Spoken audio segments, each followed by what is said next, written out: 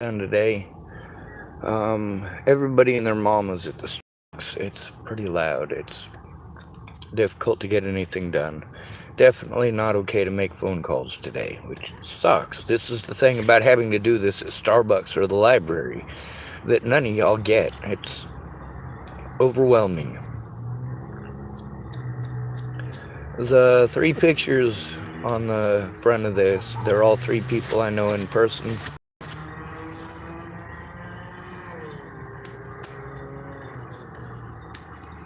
At least two of them I've helped out on multiple occasions. The only one that I didn't help out on multiple occasions was Carissa. But I did help her and her family out on more than one occasion. But I gotta add her family, because it wasn't just her. She's not really a needy person, or wasn't for the most part. Ron, yeah, he's got a fucking mouth on him, and more than once I was able to get him, well, talk people out of beating the living fuck out of him. When he has a bad day, everybody has to hear about it. When somebody else has a bad day, they need to shut up and get the fuck away from him. Kind of guy, you know? Oh, I'm overwhelmed. That's the thing about not having a safe place. Being in volatile environments pretty much non-stop since I left Virginia. Having to go to volatile people for help and being told I'm not trying to get help just because, well, I don't have any real friends. I didn't have anybody who fucking cared to find out what the hell was going on before Natalie died, no matter how hard I tried. They were all too fucking busy. Is that my fault as a disabled and homeless and at-risk adult that nobody gave a fuck, that everybody was too goddamn busy? Is that really my fault? Am I really a bad person for screaming for help?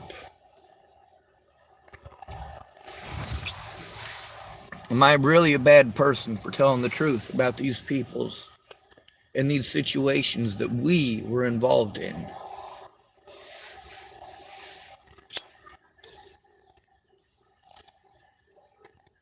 The help I needed was for the abuse to stop, and it didn't because no one spoke up. Nobody who knew me in person cared enough, despite all of their words, all of their pretty words, despite all of that from all of these people, none of them helped me to turn it in. They were too busy trying to project their assumptions onto me. Hey, asshole, if you're a friend, why don't you try finding out from the source instead of fucking being a punk-ass little bitch? Why don't you try stopping this whole hiding thing and stop blaming me? Because, see, here's the thing. Once you start in with the stop blaming me bullshit, that's when I start blaming you.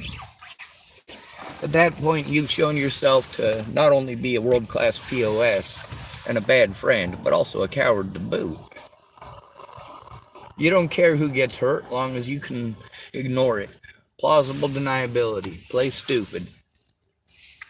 The problem is, I already know you people. Those of you who I know in person, I know how intelligent you are. When you start playing stupid, after being a highly intelligent person, it really does set off red flags.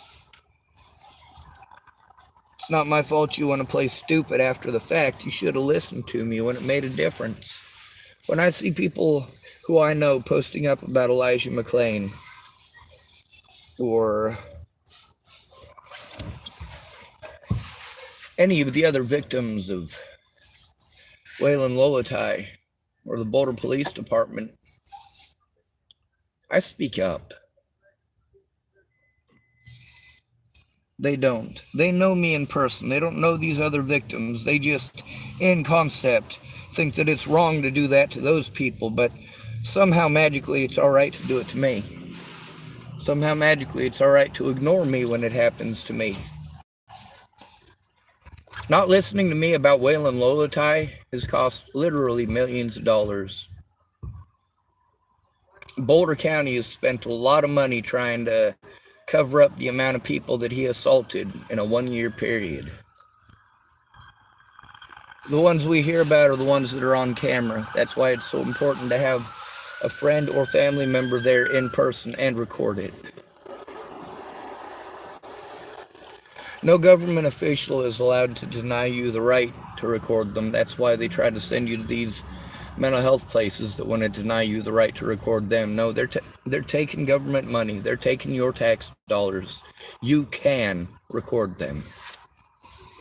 If they got a problem with that, that's on them. You do not have to tell them that you're recording in any state in the union. That is federal law. If you have reason to believe that a public official or any representative thereof is now committing a crime or will commit a crime, you may record it.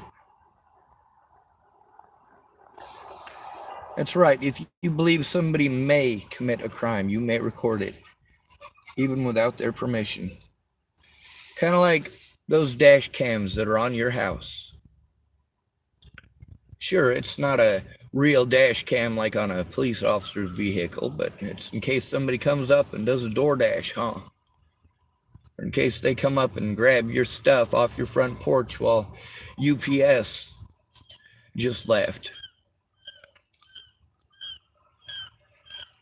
Are those admissible in court? Yes, they are. Is anybody in that situation there and present? They don't have to be.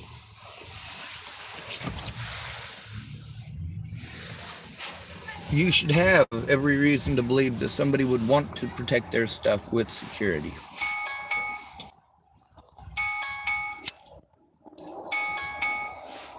Why is it unreasonable to believe that a person would want to protect themselves with that same kind of security?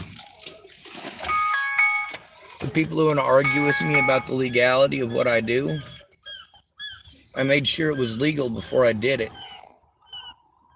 The only illegal stuff I did, I had to do out of necessity to protect people's lives.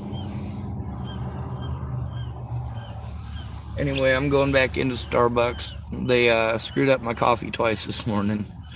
As many people as are in there right now, and as many people are going through the drive-thru, it's almost going around the block.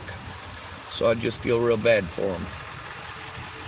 Anyway, I got my coffee. It came in too small of a cup. Didn't have any creamer in it. It was oat milk or something.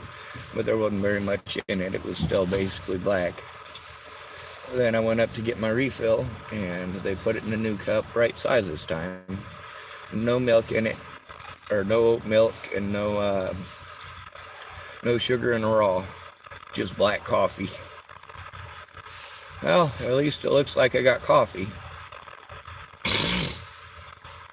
I don't like coffee. I like creamer and I like sugar. I'll drink the oat milk. That's not bad, as long as it's not the coconut shit. Alright, good to be rid of you. Thanks for coming to visit. Stay out of trouble or don't get caught.